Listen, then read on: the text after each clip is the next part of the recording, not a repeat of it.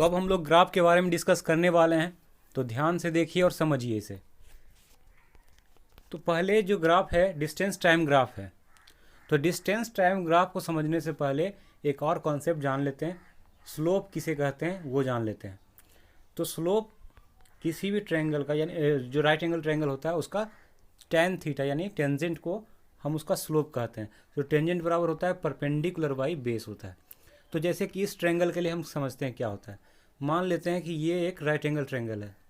तो right angle triangle में ये 90 डिग्री अगर है तो इसके अपोजिट वाला हाइपोटेनस, ये बेस और ये परपेंडिकुलर हो गया, और ये मान लेते हैं कि थीटा एंगल है। तो अगर हम इसका टेंजेंट निकालना चाहते हैं तो tan theta is equal to perpendicular यानी इस एंगल के सीधा वाला साइड और इस एंगल से सटा हुआ साइड, तो परपेंडिकुलर बाय बेस।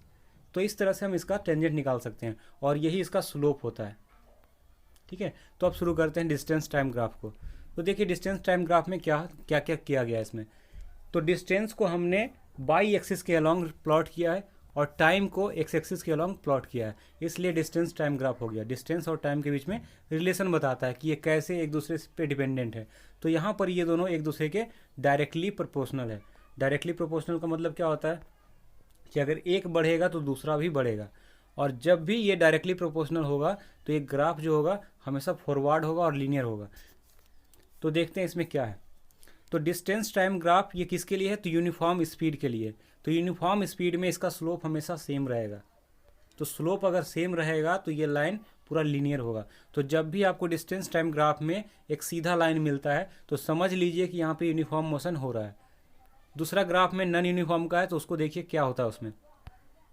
इस ग्राफ में देखिए ये भी डिस्टेंस टाइम ग्राफ है, लेकिन यहाँ पर जो मोमेंट है वो नॉन यूनिफॉर्म है, यानी इक्वल डिस्टेंस ट्रेवल किए जा रहे हैं, सॉरी अनइक्वल डिस्टेंस ट्रेवल किए जा रहे हैं इक्वल इंटरवल में। सेम इंटरवल में अगर अलग अलग डिस्टेंस ट्रेवल होगा तो वो हो जाता है नॉन यूनिफॉर्म स्पीड। तो नॉन यूनिफॉर्म स्पीड का जो ग्राफ होगा वो लीनियर नहीं होगा बल्कि कर्व होगा। कैसा भी हो सकता है, इधर से भी जा सकता है या फिर ऐसे भी चढ़ सकता है, मतलब कैसा भी कर्व होना चाहिए।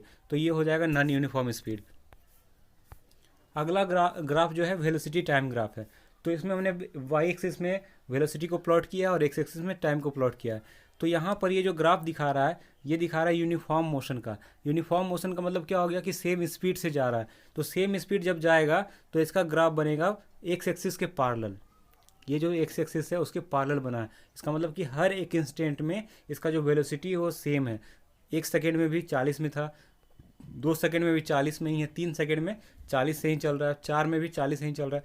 तो इस तरह से ये जो ग्राफ दिखा रहा है यूनिफॉर्म मोशन को ही दिखा रहा है। तो जब यूनिफॉर्म मोशन को दिखाना हो वेलोसिटी टाइम ग्राफ में तो आपको इस तरह से प्लॉट करना है, लेकिन अगर डिस्टेंस टाइम में दिखाना था तो उसमें बिल्कुल लीनियर होगा। तो इसको ध्यान रखिएगा। अगला है velocity time graph for uniform acceleration. अगर एसिलरेशन की हम बात करें तो उसमें भी ग्राफ जो होता है लीनियर बनेगा। तो एसिलरेशन हमने क्या बताया था, वेलोसिटी बाई टाइम। तो वेलोसिटी टाइम यहाँ पर क्या है, एक दूसरे के डायरेक्टली प्रोपोर्शनल है।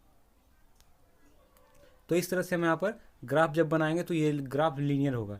तो जब भी वेलोसिटी टाइम ग्राफ में अगर एक सीधा लाइन जा रहा है तो उसमें आप देखिएगा कि ये होता है यूनिफॉर्म एसिलरेशन का। अगला velocity time graph for non uniform acceleration.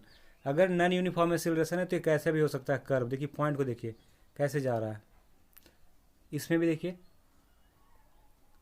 ये कैसे भी जा सकता है। नॉन यूनिफॉर्म में किसी भी तरह का रेंडमली कर्व बन सकता है। तो ये नॉन यूनिफॉर्म का ग्राफ है।